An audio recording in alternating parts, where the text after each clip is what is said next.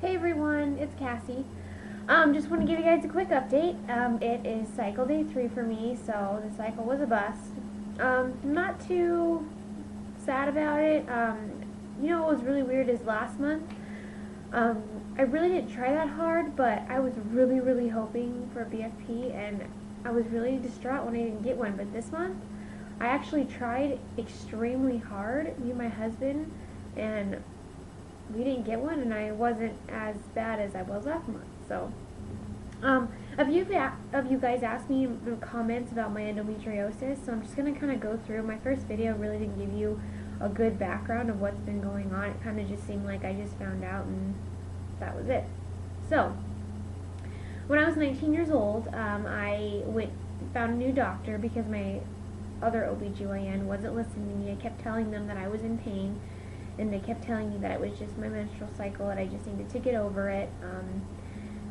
So I finally found a new doctor, had a cyst on my ovary that kept getting bigger and bigger, and finally when it got to the size of a grapefruit, they decided to take me in for surgery. Took me in, found out that it was endometriosis. It was so bad they couldn't do laparoscopy. I don't know how to say that, blah. They had to cut a laparotomy, which is like a C-section cut, and they had to go in, and I actually only have half of my left ovary because the cyst got so big that it twisted my ovary and then killed half of the circulation to it, so it killed half of my ovary. Just cut off a bunch of the endo and lasered it, and yeah, so ever since then I knew I had endometriosis.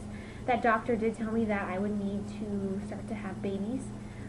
I was not ready at the time. I was only 19 years old. I still had a lot to live for. Me and my husband were together at the time, but I just didn't feel like it was the right time. So after that, I've had 5 surgeries since.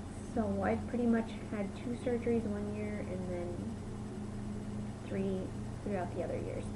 So that's kind of my dilemma right now is since I keep having surgeries because my endo keeps coming back really bad every single year. That's where I kind of am right now with everything. My last surgery was this past November, so I haven't seen any signs of my endo coming back. Usually when my endo comes back, I usually have really big clots during my cycle, and I start to get pain throughout the month besides my cycle. So I don't know. We'll see what happens. Usually it starts to come back around August, September area. That's why I'm trying to get pregnant right now.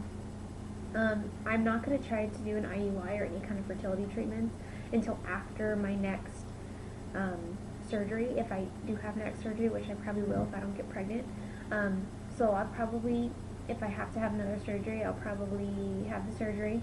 Then my doctors actually work with my fertility clinic, so they'll flush my tubes. And then right after that, I'll start IUIs. And then if we have to go to IVF, I'm not really sure I want to do IVF if I want to take it that far, but I'm sure if it gets to that point I will. I've been told by 4 or 5 doctors that have actually been in my surgeries that I will have fertility issues. I know, but I mean, I've heard from so many people that have endometriosis that sometimes they go through all these fertility treatments or they do all these things and then they end up conceiving naturally. So my hope is that I will catch it in time to where I don't have to have another surgery and I can just conceive naturally. So that's kind of my endo story. That's kind of where I'm at with it. I do have an aunt that has endo. She didn't find out she had it until she was like 28, 29, and she tried to conceive for about 12 years. She did do a few IUIs.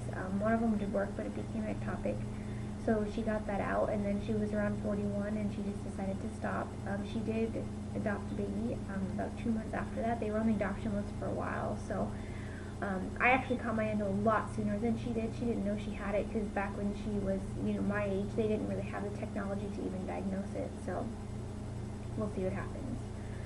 So what's next? Me and my husband are just going to keep trying this month and next month, and we have a lot of stuff coming up. I'm at my friend's wedding in a few weeks, and my brother's coming home from Afghanistan, so I'm really excited about that. We're going to go to Colorado the first week of June for his welcome home, and I'm just so excited to have him home.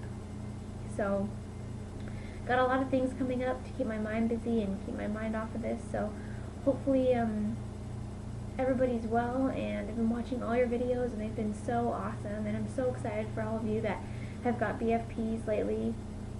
And I'm not sure what your name is or what your screen name is, but I watched it this morning and I'm subscribed to, and I can't think of your name, but it was your second IUI cycle and you just got a BFP, and that's so awesome. And it's Mother's Day and you got to tell your mom on Mother's Day. That was like something I wanted to do, and I'm so happy for you, and congratulations. That's just so awesome. And for it to be you and your husband's 3 years, that's so awesome. So happy Mother's Day to you, and happy Mother's Day to all of you that have gotten BFPs lately. So I'll update you guys when I have more information.